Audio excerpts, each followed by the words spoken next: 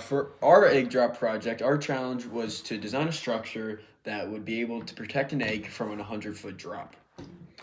Yeah, so there were many restrictions. The structure had to weigh under 10 pounds, fit inside a 15-inch cube, and we weren't allowed to use easy get out of jail free materials like bubble wrap, foam, padding, food.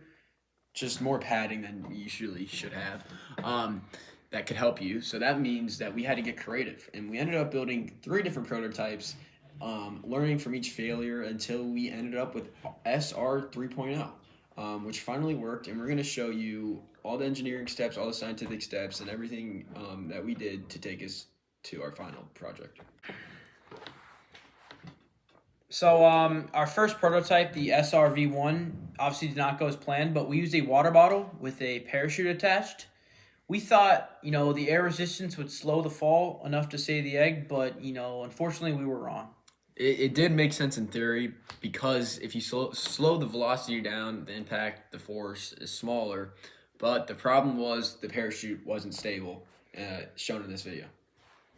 I meant to say in this picture, so here's the picture of our design.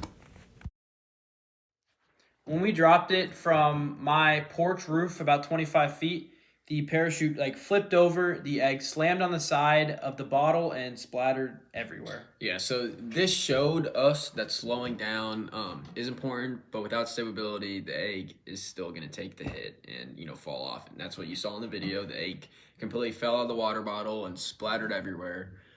So we realized that we needed to focus on keeping the egg more cushioned, and that takes us right into our next. So that throws us right into SRV2, which we stuck with the water bottle, but we wrapped the egg in a layer of toilet paper, which was not on the banned list. We could use that. The idea was that more cushioning would absorb the shock, but yeah. So when we dropped it from my porch, which is about 30 feet. It was better than the parachute version, but the egg still splattered, but not as much as everywhere. Right. As we showed in this picture. Test number 1.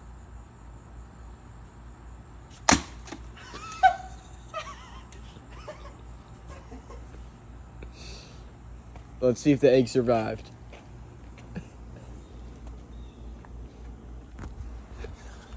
But the problem was the design was too narrow. It was way too narrow. The toilet paper helped, but the force was still contracted into a small space, which made the egg, splatter. Unfortunately, we didn't have a video of it. We didn't video that one, but you can see in the picture what it kind of looked like. But it did help us ponder more about the idea of cushioning. So when we learned about cushioning, we wanted the energy to spread out more, be distributed. So that pushed us to move away from the bottle entirely and start fresh, which was honestly our biggest challenge, but it did turn out to be successful, which we'll get into.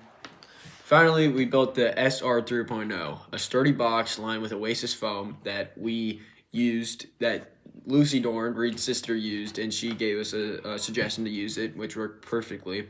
And we used the foam and made a clam shell that held the egg tightly in the center. So this is what our egg looked like when we had it in the clam. We would put the other top on it and then put it back inside the box. Yeah, so sort of like what he said, this design was different. It was narrow. The box gave the egg more room, and the foam absorbed the impact from every single direction on the drop. So the egg was untouched.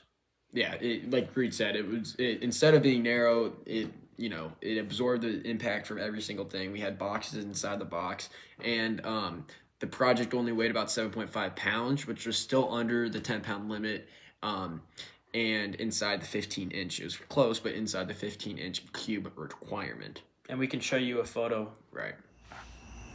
10-3. Oh my God. Yo, let's go, bro. We did it.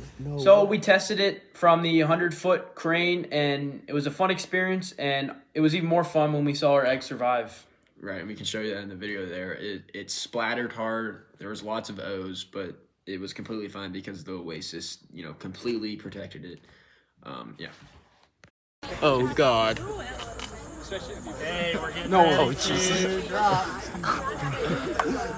Oh, good grief. Goodness. Oh! So the SRV1, the parachute bottle, weighed about 6 pounds and failed very quickly at the 25 feet. And then like we talked about the SRV2, the toilet paper water bottle idea, was a little heavier, around 7 pounds, but the egg still cracked around 30 feet. It just completely cracked. It was way too narrow, Yep. like we talked about. So and then we get to our final design, the SRV3. It weighed 7.5 pounds and survived the ultimate 100-foot drop and was just great. It was fun. Yeah, and then I mean that, you know, specifically shows that our data and our redesign improvement helped the structure step by step from going to a narrow, weak water bottle that, you know, cracked or was unsturdy, going right into the box, which was not narrow. It was sturdy. It had Oasis in it. It worked perfectly. Right. So our project worked because of the simple steps of the engineering process and science. So when you increase the time of impact, you reduce the force on the object. So we're trying to put as least pressure as possible on the egg and like the shell of it. Right, and even though that it did go down hard, but the shell did obviously take the impact and it absorbed it. The foam in the SR 3.0 increased the impact time, so the egg didn't feel and didn't fall, you know, full force.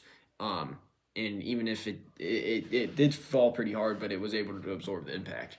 So obviously we have energy transfer. We wanted to have the egg absorb the box, absorb the energy and not the egg, basically. Right, and obviously the momentum also played a role in it. The egg was moving fast, but the foam was slowed down because of the velocity, and inside of it, like we talked about, like how the energy transfer, you could say, Correct. You know, just took the impact of it with the foam inside of the box and the boxes inside of the box and whatnot.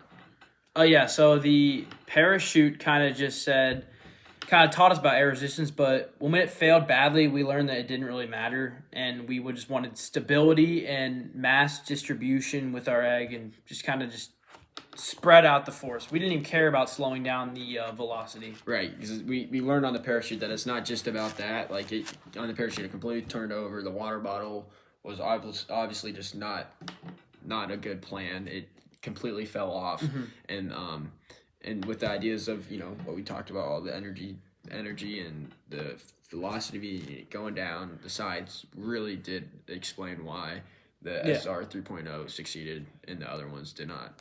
Perfect. So this project showed us how important, you know, taking risks and failure is, because, I mean, every time our egg broke, it gave us feedback for the next design, the next SRV.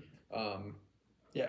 And to be honest, at first, I thought this wouldn't be the most fun project, but seeing our prototypes keep blowing up, it just gave me more motivation, more fun, just to want to do it more and have that final prototype. That's a great point. I mean, if we had more time, I think we could have made like maybe a parachute to make it just, you know, I mean, drop from however. I think that our project could have survived from however far it could have been. I said the Eiffel Tower. Yeah, that's not crazy to say, because the cushioning inside of it really just took all the impact, and the egg was completely fine. We also did drop just the pure Oasis foam and the egg. You remember that? And it barely died. I mean, it shattered, but it barely died. I think that really shows too how sturdy and how, you know, good the hard foam Oasis is. But yeah. I'd recommend that material, but yeah. Thank you. Thanks for watching our egg drop project.